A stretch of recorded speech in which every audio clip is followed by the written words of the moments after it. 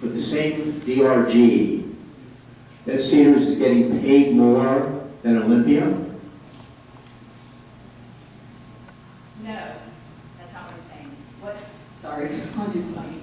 This represents the total cost from this facility for that patient. It represents any procedures that were done to that patient. So we did not break it down by procedure code. We can and we will. Again, we did this just high level, but for all the patients, for these 700 or so patients that were seen in that facility, all the costs that are associated with inpatient and outpatient and any other, and I think ER costs, any hospital-related cost is in this bucket. We just dumped it all in a big bucket. But the buckets are the same for the two facilities. Well, are their procedures the same? Well, again, no, not always. And we will break it down that way. I will tell you when we do. So that's what you really need to do. You need Of to look at course, the procedures. of course, right. Remember, very high level.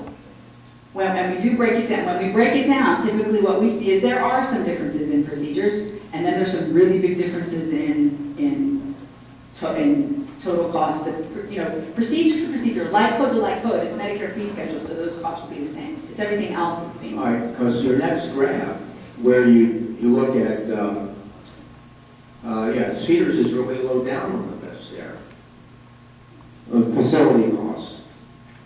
Oh, right, that's because there's some real outliers up here and something else is going on, but they're still, you see they're at 10, 6, 7, 8,000, and Olympia's buried way down in here. I just broke it out because there's so many clustered.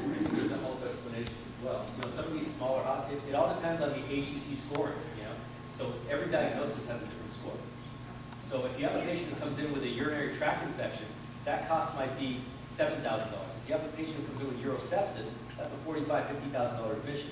So it really depends. Some of these smaller hospitals are nuts in the way they code. You know, patient comes in.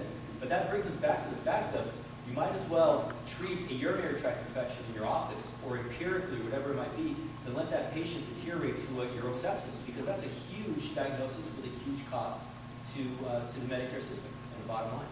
So